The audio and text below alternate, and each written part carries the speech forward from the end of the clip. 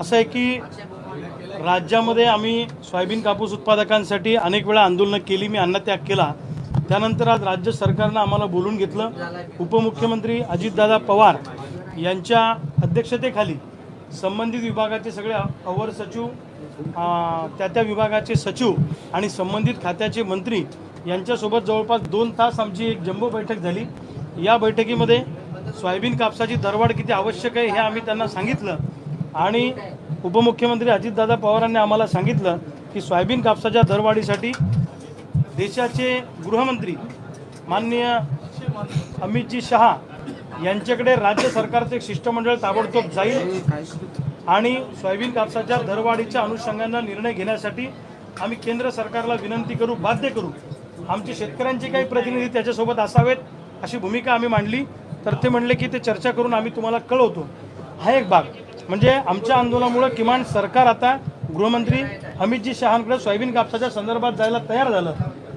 ही एक मोठी उपलब्धी आमची आहे। दुसरं, छत्रपती शिवाजी महाराज सन्मान योजना जी कर्जमाफीची होती आणि महात्मा फुले योजना होती, या दोन्ही कर्जमाफीमध्ये अनेक लोकांचे पैसे बाकी आहेत। ती दोन्ही योजनेचे पैसे आम्ही टाकतो असा शब्द त्यांनी दिला, परंतु सरसकट कर्जमुक्तीच्या बाबतीत सरकार सकारात्मक नाही असं या बैठकीमध्ये आम्हाला जाणवलं। आणि शेडनेटच्या संदर्भातमध्ये नुकसान भरपाईचा कुठलाही निकष नाही, तर त्याच्यासाठी स्पेशल धोरण आणण्याचं त्यांनी सांगितलं। विमा कंपन्यांवर आम्ही कडक कारवाई करतो असा शब्द या बैठकीमध्ये त्यांनी दिला आणि 15 सप्टेंबरपर्यंत राज्यातले खरीपाचे आणि 30 सप्टेंबरपर्यंत महाराष्ट्रातल्या सगळ्या कंपन्या रब्बीचे पैसे टाकतील हा शब्द त्यांनी दिला। लेट का झालं म्हणून त्यांच्यावर कारवाई करा अशी मागणी आम्ही केल्यावर त्यांनी कारवाई करण्याचा शब्द दिला आणि अतिवृष्टीची नुकसान भरपाई सुद्धा आचारसंहितेच्या आधी टाकू हे त्यांनी सांगितलं। अतिवृष्टीची त्यानंतर संत्रा मोसंबी अमरावती नागपूर पट्ट्यामध्ये मोठी गळती लागलेली आहे, त्याची ताबडतोब पंचनामे करून पैसे टाकू असं सांगितलं। केंद्र सरकारकडं घरकुलाचं अनुदान आहे, विविध योजनांचं अनुदान थकलेलं आहे, तर त्या संदर्भामध्ये जे शिष्टमंडळ आता अमितभाई शहांकडे जाईल तेव्हा आम्ही राज्यातली थकलेली आकडेवारी घेऊन जाऊ। यामध्ये घरकुलाचं अनुदान आहे, ठिबक सिंचन, तुषार सिंचनचं कृषी अवजाराचं अनुदान आहे, ते सुद्धा आम्ही ताबडतोब वितरित करू। आणि महत्त्वाची एक आमची आजच्या याच्यात अचिव्हमेंट अशी आहे की सिंदखेड राजा ते शेगाव जो भक्तिमार्ग होणार होता तो रद्द करण्याचा शब्द उपमुख्यमंत्री अजितदादा पवारांनी आम्हाला या ठिकाणी दिला आणि त्यामुळे शेतकरी आता त्या भागातला भूमिहीन होणार नाही, ही आमची अचिव्हमेंट आहे। आणि जंगली जनावरांच्या त्रासापासून वाचण्यासाठी शेतीला मजबूत कंपाऊंडची योजना आणण्याचा विषय आम्ही कॅबिनेटमध्ये घेतो हा शब्द त्यांनी दिला। शेतमजुरांसाठी मजूर महामंडळ स्थापन करून काय चांगलं करता येईल ते आम्ही करू आणि प्रोत्साहनपर अनुदान जे रेग्युलर कर्ज भरणाऱ्यांना सरकार देणार होतं त्याच्यासाठी आम्ही निधी उपलब्ध करून देऊ राहिल्या शेतकऱ्यांना आणि आधार प्रमाणीकरणाला 30 सप्टेंबरपर्यंत मुदत देऊ आणि पीक कर्ज हे पेरणीपूर्वी द्या, पेरणी झाल्यावर देऊ नका ही मागणी आम्ही केली। त्यांनी SLBCची मीटिंग लावून कॅबिनेटमध्ये सुद्धा हा विषय घेऊन आम्ही ताबडतोब आदेश काढतो, सगळ्या जिल्हाधिकाऱ्यांची बैठक घेतो असा शब्द त्यांनी आम्हाला दिलेला आहे। एक सकारात्मक, काही अंशी सकारात्मक चर्चा आणि काही मुद्द्यांच्या बाबतीत मात्र कर्जमुक्तीच्या बाबतीमध्ये सरकारने काही सकारात्मकता दर्शवली नाही, परंतु आज सरकारने काही विषय सरकारच्या कानावर गेले, अनेक गोष्टी काही जिल्हाधिकाऱ्यांना त्यांनी विचारलं किती अनुदान थकीत आहे, ताबडतोब ते देण्याच्या संदर्भामध्ये वित्त विभागाला सूचना केल्या। एक पहिलं पाऊल सकारात्मक शेतकऱ्यांच्या दृष्टीनं पडलेलं आहे, परंतु हे जरी झालेलं असलं तरी जोपर्यंत 100% रिझल्ट येणार नाही तोपर्यंत आम्ही आंदोलन थांबवणार नाही। आमचं आंदोलन हे सुरूच राहणार आहे, फक्त आंदोलनाची पद्धत कशी असेल हे आम्ही आता 2 दिवसामध्ये राज्यातल्या लोकांची बैठक घेऊन ठरवू। आणि जसं मध्य प्रदेशमध्ये सोयाबीन उत्पादक शेतकरी रस्त्यावर उतरलेला आहे त्याच धर्तीवर महाराष्ट्रातला शेतकरी सुद्धा रस्त्यावर उतरेल। लोकशाही मार्गाने आमची आंदोलन सुरूच राहणार। 7,500 रुपयाचा जो तुम्ही सोयाबीनला मागण्याकरता खरं तर मुंबईत आलेला होता, त्यासाठीच तुम्ही आमरण उपोषण केलेलं होतं, गेल्या वेळेस देखील तुम्हाला अटक झालेली होती। ती मागणीसाठी सरकार अनुकूल आहे का? कारण की सरकारने हमीभाव तर दिलेला आहे, परंतु हमीभाव देखील शेतकऱ्यांना परवडत नाहीये। सरकारने दिलेला हमीभाव परवडत नाही आणि त्याच्यामध्ये खूप क्लिष्ट आहेत। ते मॉइश्चर लावणार 10चं, सोयाबीन सोंगून आली की ते मॉइश्चर होणार 25चं, ते 10चं मॉइश्चर यायला म्हणजे त्याच्यातला आर्द्रता म्हणजे ओलावा त्याला 2 महिने लागणार, तोपर्यंत योजना बंद होणार। त्याच्यामुळं आमचं असं म्हणणं आहे की कोणत्याही परिस्थितीमध्ये सरकारनं खाजगी बाजारामध्ये किमान 8,000पर्यंत भाव गेला पाहिजे अशी आमची मागणी आहे आणि राज्य सरकारच्या हातात भाव देणं नाही, पण राज्य सरकार शिष्टमंडळ घेऊन केंद्राकडे जाणार आहे आणि आतापर्यंत सरकार केंद्राकडे जायला तयार नव्हतं, परंतु 100% अमितभाई शहांची भेट आम्ही घेणार आहोत आणि वेळ प्रसंगी तुमचेही प्रतिनिधी आम्ही सोबत नेऊ हा शब्द त्यांनी दिला.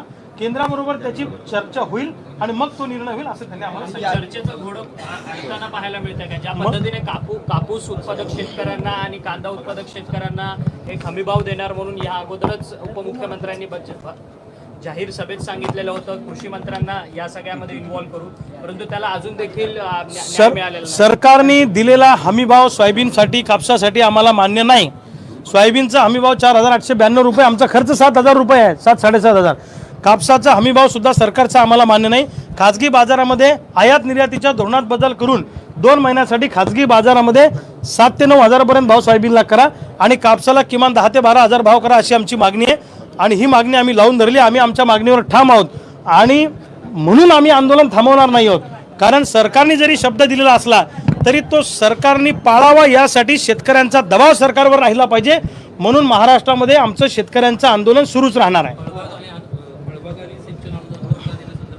हां, तुषार सिंचन, ठिबक सिंचन, फळबाग आणि घरकुलाच्या संदर्भाने त्यांनी अनुदान आचारसंहितेच्या पूर्वी आम्ही शेतकऱ्यांच्या खात्यात जमा करू हा शब्द त्यांनी या ठिकाणी दिलेला आहे आणि केंद्राकडे जे अनुदान थकलेलं आहे ते सगळं अनुदानाची काय काय रक्कम आहे ती सगळी आम्ही घेऊन अमितभाई शहांकडे जाणार आहोत हाही शब्द त्यांनी या ठिकाणी. टाइम बाउंड काय दिलाय का या सगळ्या संदर्भात? केंद्र सरकारच्या संदर्भात बोलणं करतात? नाही, टाइम बाउंड नाही, पण लवकरात लवकर जावं असं त्यांनी म्हटलं.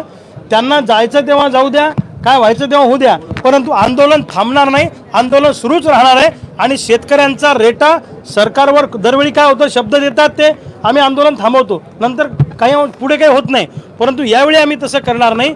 शब्द सरकारने दिला, पण लोकशाही मार्गाने महाराष्ट्रामध्ये त्या गावात आंदोलन सुरू राहतील. ग्रामसभेचे सगळे ठराव आम्ही केंद्र आणि राज्य सरकारला पाठवू. त्यानंतर प्रत्येक गावामध्ये प्रभात फेऱ्या निघतील. मध्य प्रदेशमध्ये जसं आंदोलन सुरू आहे तशा पद्धतीचं आंदोलन महाराष्ट्रामध्ये सोयाबीन कापूस उत्पादकांचं सुरूच राहणार आहे. आमचं म्हणणं एवढंच आहे की सोयाबीन कापसाला दरवाढ मिळाली पाहिजे आणि ज्या कंपन्यांनी विमा द्यायला लेट केलं त्या विमा कंपन्यांवर कडक कारवाई झाली पाहिजे. याच्यासाठी बैठकीमध्ये आमची खडाजंगी सुद्धा झाली कृषी सचिवांबरोबर. त्यामुळे आम्ही आमच्या भूमिकेवर ठाम आहोत. पीक विमा कंपन्यांवर कारवाई, ताबडतोब पीक विम्याचे पैसे पात्र अपात्र शेतकऱ्यांना द्या, अन्यथा महाराष्ट्रातल्या शेतकऱ्यांच्या रोषाला सामोरं जा, ही भूमिका आम्ही बैठकीमध्ये. कृषी सचिवांसोबत काय प्रकार घडला नाही, कृषी सचिवांना आम्ही सांगितलं आम्हाला नुसतं तोंडी आश्वासन नको, तुम्ही काय करताय, हे पैसे जानेवारीपर्यंत पडायला पाहिजे होते. हा महिना आत्ता सप्टेंबर ऑक्टोबर आहे, इतके दिवस का लेट दिले पैसे, म्हणून या विमा कंपनीवर तुम्ही काय कारवाई केली, यांना दट्ट्या द्या, या विमा कंपनीवर धारेवर धरा आणि विमा कंपनीच्या छाताडावर बसलं तर जे पैसे निघू शकतात हे त्यांना आम्ही ठणकावून सांगितलं. आम्हाला थातूरमातूर उत्तर नको आहे हे सुद्धा आम्ही या बैठकीमध्ये सांगितलेलं आहे. परंतु सर, एका महिन्याच्या अवधीतच लगेच आता आचारसंहिता लागणार आणि तुम्ही मागणी करतायत की कापसाला आणि सोयाबीनला भाव मिळावा, परंतु हे सरकारच्या आचारसंहिता लागली तर त्या पद्धतीची प्रक्रिया करण्याची कोणती गोष्ट राहणार? हे बघा, सोयाबीन कापसाची दरवाढ करणं म्हणजे असं गेलं सोयाबीनला भाव दिला असं नाही आहे. आमचं म्हणणं या देशामध्ये यावर्षी 140 लाख मेट्रिक टन सोयाबीन होणार आहे, म्हणजे जवळपास 125 लाख मेट्रिक टन सोयाबीन होईल. मागच्या वर्षीचं 20-25 लाख 2 वर्षाचं सोयाबीन शिल्लक 140 लाख मेट्रिक टन होईल आणि हे सोयाबीन क्रश केल्यानंतर जी DOC निघते, आपल्या देशाची गरज ही 65 लाख मेट्रिक टनाची आहे. उरलेली DOC निर्यात करा आणि क्रूड तेल ज्याला आपण कच्चं तेल म्हणतो त्याच्यावर 5% आयात शुल्क आहे, ते 30% ही मागणी आम्ही यांच्यासमोर मांडली आणि हे केलं तर सोयाबीनचे भाव बरोबर वाढतील हे त्यांना सांगितलं. त्याला आचारसंहितेचं काही नाही. आणि मी तुम्हाला सांगतो, सोयाबीन कापसाला दरवाढ देणं जितकी शेतकऱ्यांची गरज आहे तितकीच निवडणुकांना सामोरं जाणाऱ्यांची सुद्धा गरज आहे, ही गोष्ट लक्षात ठेवा. नाही तर शेतकरी गावात सुद्धा येऊ देणार नाही सोयाबीन कापसाला भाव नाही मिळाला तर, आणि त्यामुळे आंदोलन जारी राहील.